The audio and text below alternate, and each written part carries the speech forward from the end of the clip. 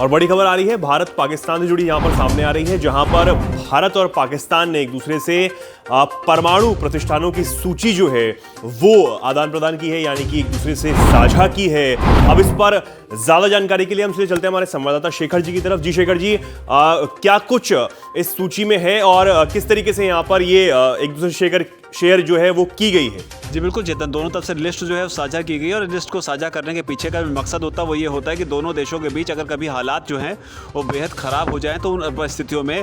दोनों ही देश एक दूसरे की जो न्यूक्लियर फैसिलिटी हो उस पर हमला ना करें, जो न्यूक्लियर साइट्स हैं उस पर हमला ना करें, क्योंकि अगर उस पर हमला हुआ तो स्थिति जो है बहुत ही ज़्यादा बेहाबे हो सकती है और आउट ऑफ कंट्रोल हो सकती है। और इस तरह की हालत जो है हमने यूक्रेन और रूस के युद्ध के वक्त भी देखी, किस तरीके से न्यूक्लियर फैसिलिटी को प्रोटेक्ट करने का काम जो है पूरे विश्व की नज़र उस चीज़ पर थी कि मारियोपोल में जो फैसिलिटी थी उस पर किसी तरह का कोई हमला ना हो जाए। उसी तरीके की परिस्थिति से बचने के लिए कि अगर भारत और पाकिस्तान के बीच में स्थितियां जो हैं कभी जाकर भविष्य में आउट ऑफ कंट्रोल होती हैं तो उसमें न्यूक्लियर फैसिलिटी पर हमला ना हो, और उसे ही देखते हुए ये कदम जो है हर साल 1 जनवरी को उठाया जाता है। 1 जनवरी को दोनों देश जो हैं वो एक दूसरे के साथ में अपने अपने लिस्ट जो है न्यूक्लियर फैसिलिटीज़ की वो साझा करते हैं और उससे ज़्यादा की डिटेल नहीं बताते हैं। और इसको और ज़्यादा गहराई से समझने के लिए ज़रूरी रहता है कि दरअसल ये एक एग्रीमेंट किया गया था भारत और पाकिस्तान के बीच में 1988 31 दिसंबर को इसे साइन किया गया था, और तब 27 जनवरी 1991 को ये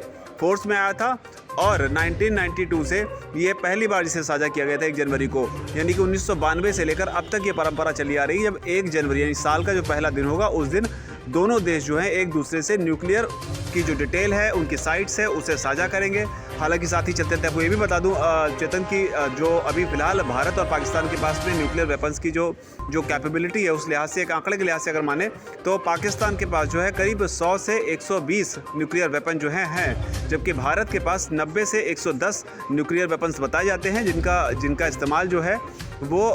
अलग अलग जो कैरियर्स होते हैं जैसे बैलिस्टिक मिसाइल हो गया, इस तरीके के कई सारे वो होते हैं, उनका इस्तेमाल कर इनसे हमला किया जा सकता है। लेकिन भारत की जो पॉलिसी रही है न्यूक्लियर वेपन्स को लेकर उसमें एक चीज़ सबसे अहम कही जाती है वो है नो फर्स्ट यूज़ पॉलिसी, यानी कि भारत किसी भी परिस्थिति में किसी भी देश पर सबसे पहले न्यूक्लियर हमला जो है वो नहीं करेगा। तो ये एक बड़ी चीज़ है। हालांकि साथ में ये भी है कि भारत उस देश पर भी न्यूक्लियर हमला या परमाणु अटैक नहीं करेगा जिस देश के पास में परमाणु क्षमता संपन्न देश नहीं है। अगर उसके पास परमाणु हथियार नहीं है तो भारत उस देश पर परमाणु हमला नहीं करेगा। तो ये भारत की अपनी एक पॉलिसी है जो कि एक बड़ी चीज़ है। फिलहाल यही है कि दोनों देशों ने एक दूसरे से लिस्ट जो है वो साझा की है। जी चेतन। जी बहुत धन्यवाद सर। तो ये यहाँ पर नियम है कि साल के पहले